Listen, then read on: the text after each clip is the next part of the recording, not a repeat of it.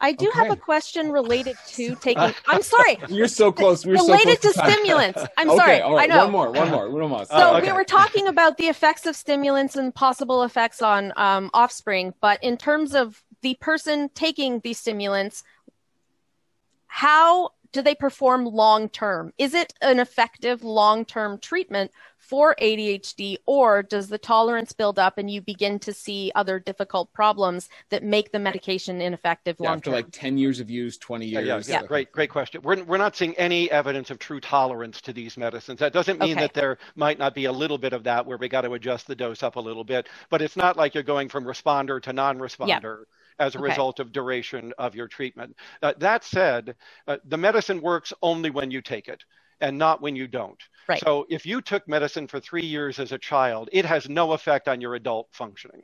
There is no difference between medicated and unmedicated ADHD children. There's no long-term effects. So, the way you have to frame this, and I get it across through a very simple analogy, ADHD is the diabetes of psychiatry. It has to be managed exactly like diabetes. Nobody would say, how long do I have to take my insulin with my diabetes? Well, you're on this forever, my friend, unless we get, you don't take insulin, you die. That's right. So my point is, you take your medicine as long as there's a risk of impairment to you from not taking it. And only you and your physician can evaluate the seriousness of the impairment you run the risk of getting by coming off that medication at that time.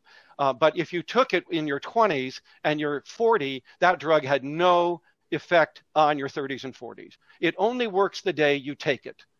And as we said about the changes in mortality and suicide, even the month you take it, it helps you the month you're on, and it does not help you at all the month you're off, and you're back to being a high-risk individual the way you always were. So this is not an antibiotic that you just take for a period of time and it corrects all the underlying problems and we can just go on with life as normal. This is the insulin of psychiatry, which means you either take it every day or you put yourself at risk.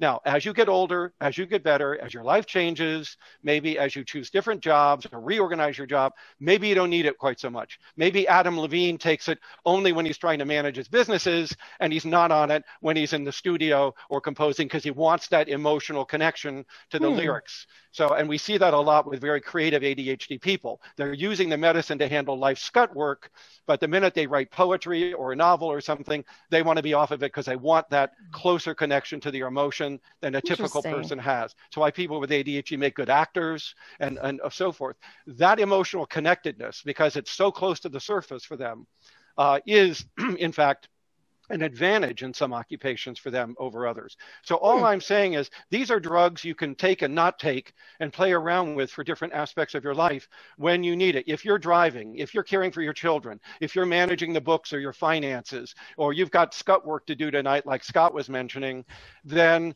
you probably need to be on your medication for all of that. Yeah. On the other hand, if you're in the studio with your rock band, or you're composing, or you're drawing, or you're out doing photography or videography, or you're a chef in the kitchen, and you're trying to come up with new recipes for your cookbook, no, I want you off that, because then I get that sort of spontaneity and even a little bit of creativity I might not get on the medication. But on the other hand, if you're a chef in a kitchen that's doing a lot of business and these orders are coming through fast and furious, you got to be on your medication. That is not an inventive situation. That is handling all this working memory stuff, and you better be on it. So you take it as long as you need it, where you need it, when you need it, and it will work for you like insulin. If you stop taking it, you are back to square one. Thank you. Okay. Yeah, that was comprehensive. Comprehensive. Yeah. This has been like 90 minutes. So I think what I'm going to do is edit this into chunks for people. Like the women in ADHD, we can have one piece of content for each. We can have a post for each of them. I think that'll be great. Please, so Dr. Barkley, thank you so much. Thank you so much for your time today. Let's do it again. If you want to do this again, Reddit 6 months would down the road. Love that. Sometime over the summer when the new book comes out, the new edition of Taking Charge of Adult ADHD. That would be a fantastic conversation. A great time to revisit all of this because there's a whole bunch of new information in there.